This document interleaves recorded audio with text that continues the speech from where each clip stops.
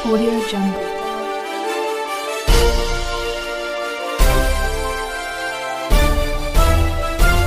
Audio Jungle.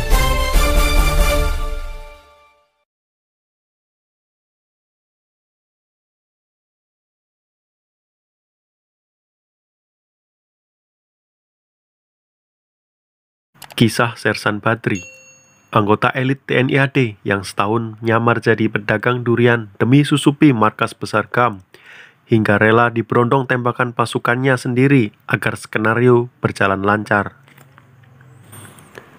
Dilansir dari gridpop.id, beberapa tahun silam terjadi konflik bersenjata di Aceh. Adanya kepentingan untuk memerdekakan Aceh melalui GAM membuat suasana makin panas.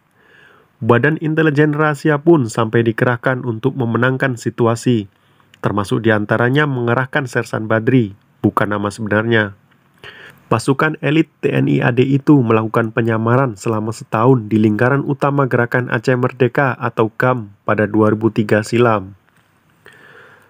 Penyamaran intelijen Kopassus itu tentu beresiko tinggi, karena apabila ketahuan bisa kehilangan nyawa. Sersan Badri dikirim ke wilayah Aceh untuk cari informasi di lapangan, yang kemudian jadi satu di antara bahan menentukan sebuah kebijakan. Bagi pasukan intelijen kerahasiaan merupakan napas utama. Oleh karena itu, Sersan Badri sampai menyamar menjadi pedagang durian. Basis militer mereka berada di Lok Sumawe. Sebelum memasuki GAM, selama 1 tahun, Sersan Badri memetakan situasi lapangan Aceh terlebih dahulu. Bukan perkara yang mudah bagi Sersan Badri untuk memasuki lingkaran GAM. Misi yang dilakukan Sersan Badri bisa dibilang misi top secret. Hanya pimpinan saja yang mengetahui misi tersebut. Sersan Badri memutuskan menyamar sebagai seorang pedagang buah. Ia mengirim dagangannya dari Medan ke Lok Sumawe. Setelah berhasil menyusup ke GAM, kesetiaan Sersan Badri diuji. Selama 3 bulan lebih, ia mendapat tantangan dari GAM. Ia diminta beberapa kali untuk mengecoh patroli TNI agar GAM tidak bisa disergap. Bahkan Sersan Badri diminta meloloskan anggota GAM ke Malaysia. Yang paling gila adalah ketika Sersan Badri diminta menyembunyikan istri Panglima GAM. Pengalaman tak terduga lain saat penyamaran ini bertaruh nyawa. Karena misinya yang sangat rahasia, Sersan Badri ditembaki temannya sendiri ketika GAM dikepung prajurit TNI. Ini merupakan satu di antara bukti penyamaran tingkat tinggi Kopassus, hingga temannya sendiri terkecoh. Setelah Idul Fitri pada 2014 silam, perintah menangkap hidup atau mati 3 pimpinan GAM, yaitu Muzakir Manaf, Sofyan Dawud, dan Said Sanan.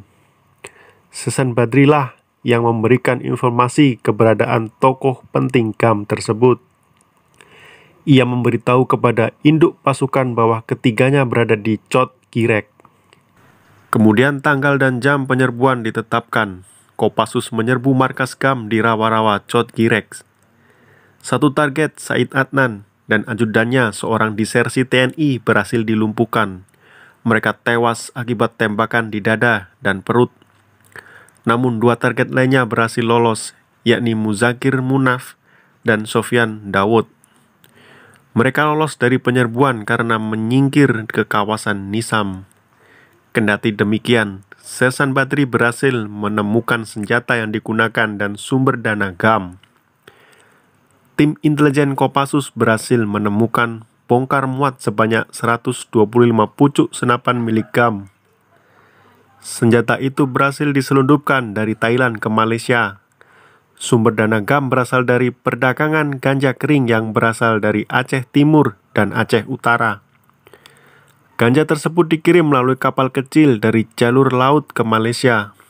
Selain itu, GAM juga meraup uang dari perusahaan besar yang beroperasi di Aceh dan warga setempat. Mereka diwajibkan memberi dana perjuangan GAM mulai dari hewan ternak, sawah, dan kebun dikenakan pajak.